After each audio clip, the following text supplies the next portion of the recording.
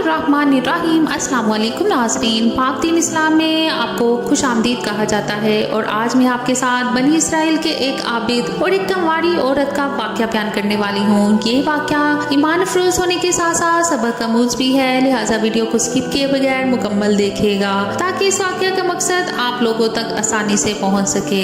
बयान किया जाता है कि बनी इसराइल में एक आबिद रहा करता था कि इस जमाने में कोई आबिद उसके जैसा ना था। इस वक्त में 3 भाई थे और उनकी एक बहन थी जो अभी तक कमवारी थी। उसके सिवा उनकी कोई बहन ना थी।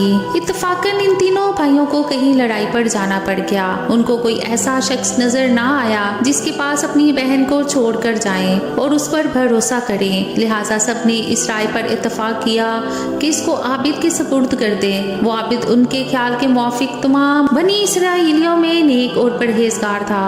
चुनाचा इसके पास आए और अपनी बहन को हवाला करने की दरख्वास्त की कि जब तक हम लड़ाई से वापस आए हमारी बहन आपके साए शफकत में रहेगी। आबिद ने ऐसा करने से इनकार कर दिया और इनसे उनकी बहन से खुदा की पनाह मांगी। वो ना माने और इसरार करते रहे कि उनकी बहन को अपनी निगरानी में रखना मंजूर कर लें। हत्ता कि आबिद ने उनकी दरख्वास्त को मंजूर कर लिया और कहा कि अपनी बहन को मेरे इबादत खाने के सामने किसी घर में छोड़ जाओ। उन्होंने एक मकान में उसको ला उतारा और चले गए। वो लड़की आबिद के करीब एक मुद्दत तक रही।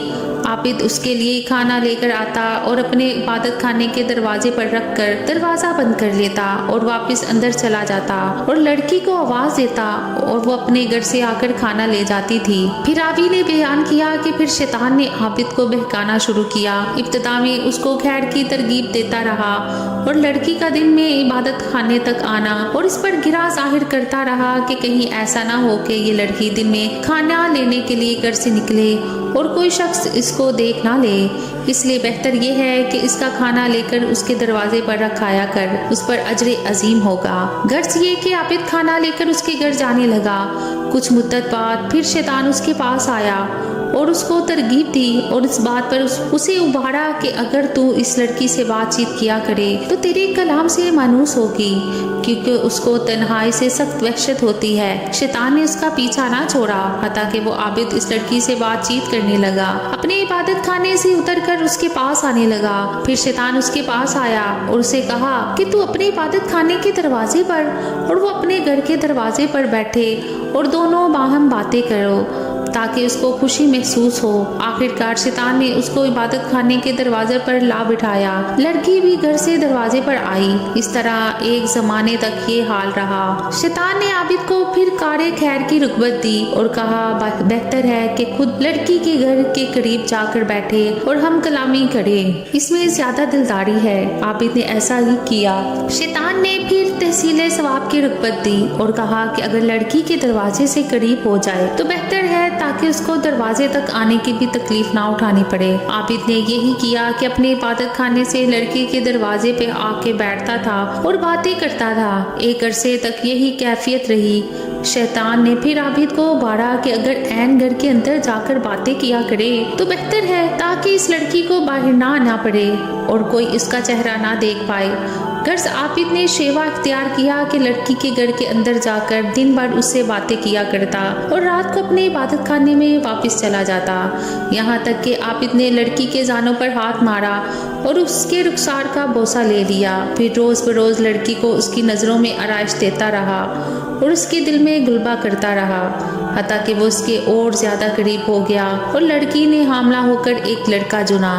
फिर शैतान आबिद के पास आया और कहने लगा कि अब बताओ कि अगर इस लड़की के भाई आगे और इस बच्चे को देखा तो तुम क्या करोगे? मैं डरता हूँ कि कहीं तुम जलील ना हो जाओ या वो तुम्हें रुस्वा ना कर दे, तो बेहतर है तुम इस बच्चे को लो और जमीन गाड़ दो। ये लड़की जरूर इस मामले को अपने भाइयों से छुपाएगी, इस खौफ से कि कहीं वो ना जान ले कि तुम उसके साथ क्या किया। आबिद ने ऐसा ही किया और लड़के को जमीन में गाड़ दिया। फिर शैतान ने उससे कहा क्या तुम्हें इस बात पर यकीन है कि ये लड़की तुम्हारे नशास्ता हरकत को अपने भाइयों से पोशीदा रखेगी? हरगिज नहीं, तुम इसको भी पकड़ो और ज़िबा करके बच्चे के साथ दफन कर दो। गर्ज उस आबिद ने लड़की को ज़िबा किया और बच्चे समेत गड्ढे में डालकर उस पर एक भारी पत्थर रख दिया اور زمین کو برابر کر کے اپنے عبادت خانے میں جا کر عبادت کرنے لگا۔ ایک مدت گزرنے کے بعد لڑکی کے بھائی لڑائی سے واپس آئے اور عابد کے پاس جا کر اپنی بہن کا حال پوچھا۔ عابد نے ان کو اس کے مرنے کی خبر دی، افسوس ظاہر کر کے رونے لگا اور کہا کہ بڑی نیک عورت تھی، دیکھو یہ اس کی قبر ہے۔ بھائی قبر پر آئے اور اس کے لیے دعائیں خیر کی۔ پھر راوی بیان کرتے ہیں کہ جب رات ہوئی اور وہ اپنے بستروں پر سوئے تو شیطان ان کے خواب میں ایک مسافر آدمی کی صورت میں آیا۔ پہلے بڑے بھائی کے پاس گیا اور اس کی بہن کا حال پوچھا۔ اس نے عابد کے اس کے مرنے کی خبر دی اور اس پر افسوس کرنا اور مقام قبر دکھانا بیان کیا۔ شیطان نے کہا سب جھوٹ ہے، تم نے کیوں کر اپنی بہن کا معاملہ مان لیا؟ عابد نے تمہاری بہن سے بد فعل کیا، وہ حاملہ ہو گئی اور ایک بچہ جنا۔ عابد نے تمہارے ڈر کے مارے اس بچے کو آنکھ سمیت ذبح کیا اور گرہ کھود کر دونوں کو اس میں ڈال دیا۔ شیطان نے مزید کہا جس گھر میں تمہاری بہن تھی اس کے اندر داخل ہونے میں وہ گرہ داہنی جانب پڑتا ہے، تم چلو اور اس گھر میں جا کر دیکھو، تم کو وہاں دونوں ماں بیٹے ایک جگہ ملیں گے جیسا کہ میں تم کو بیان کر چکا ہوں۔ پھر شیطان دوسرے بھائی کے خواب میں آیا، اسے بھی ایسا ہی کہا۔ پھر چھوٹے بھائی کے خواب میں آیا اور اسے بھی ایسا ہی کہا۔ جب صبح ہوئی تو سب لوگ بیدار ہوئے اور تینوں اپنے اپنے خواب سے تعجب میں تھے۔ ہر ایک آپس میں ایک دوسرے سے بیان کرنے لگا کہ میں نے رات عجیب خواب دیکھا۔ سب نے باہم جو کچھ دیکھا تھا بیان کیا۔ بڑے بھائی نے کہا یہ خواب فقط ایک خیال ہے اور کچھ نہیں، یہ ذکر چھوڑو اور اپنا کام کرو۔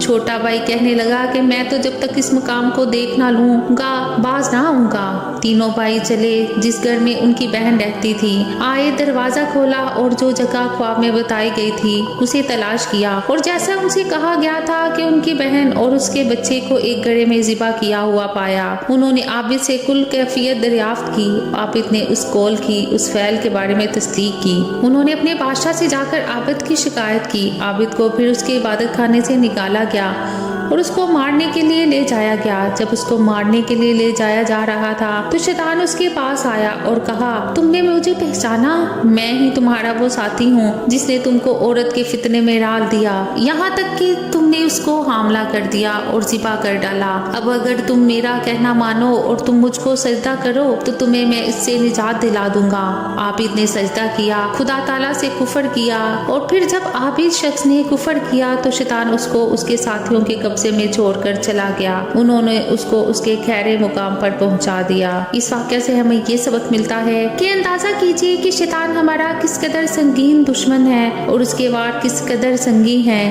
چنانچہ ہمیں چاہیے کہ اس واقعے سے سبق حاصل کریں اور شیطان کے ہتھ کنڈوں سے اپنے آپ کو بچا لیں۔ اللہ تعالی ہم سب کی حفاظت فرمائے، آمین یا رب العالمین۔ امید کرتی ہوں کہ آج کا واقعہ آپ کو اچھا لگا ہوگا۔ مزید اچھے واقعات کے لیے میرے چینل کو سبسکرائب کریں، ویڈیو کو لائک کریں۔ اللہ نگہبان۔